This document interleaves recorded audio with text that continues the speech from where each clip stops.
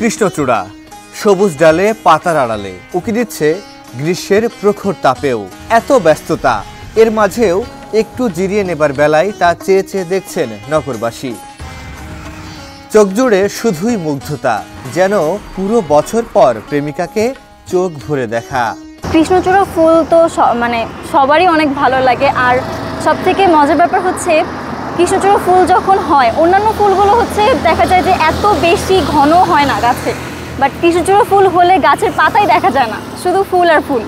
এখানে আমরা কৃষ্ণচূড়া দেখতেছি। আমরা যখন উপরে 6 তলায় ক্লাস করি, ক্লাসটা শেষ করে প্রচণ্ড একটা মানসিক অশান্তি থাকে, এই সময় যখন আমরা ফুল দেখি আমাদের অবশ্যই ভালো লাগে। আমার কাছে মনে হয় যে এই প্রচণ্ড গরমে একমাত্র স্বস্তির নিঃশ্বাসে আমরা দেখি এই ফুলটা দেখে আমাদের বর্তমানে ক্যাম্পাসে আর কি। কৃষ্ণচূড়া সহ অন্যান্য ফুলের গাছ রয়েছে, এখানে সৌন্দর্য বৃদ্ধি করতেছে আর ছায়াও অনেক বেড়েছে। এই যে গাছগাছালির পরিমাণ যা ছিল অনেক বেড়েছে ইদানিং। মলচত্বর কিন্তু আগের সৌন্দর্য অবশ্যই ফিরে পাইতেছে।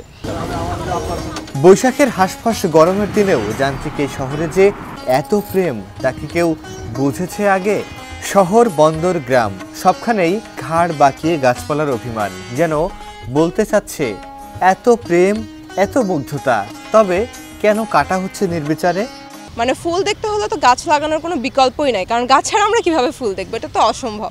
সৌন্দর্য বর্ধনের জন্যই যে হচ্ছে গাছপালা, ফুল এমনটা না, গাছ তো অনেক বড় অবদান রাখে।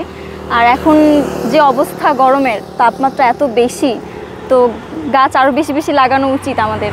যদি এটা সঠিকভাবে রক্ষণাবেক্ষণ হয়, ফুল গাছগুলো অধিক লাগানো হয়, তাহলে সব জায়গায় এরকম পরিবেশ ঠান্ডা হয়ে ছড়িয়ে পড়বে। এই অত্যন্ত গরমের মধ্যে এভাবে গাছপালাকে না কেটে এবার গাছপালা রোপণ করার মাধ্যমে বৃক্ষরোপণে আমরা আরও এগিয়ে আসা উচিত। গ্রীষ্মের তপ্ত রোদে বৈশাখের আকাশে কৃষ্ণচূড়া যেন মেলে ধরেছে তার ভরা যৌবনের সবটুকু।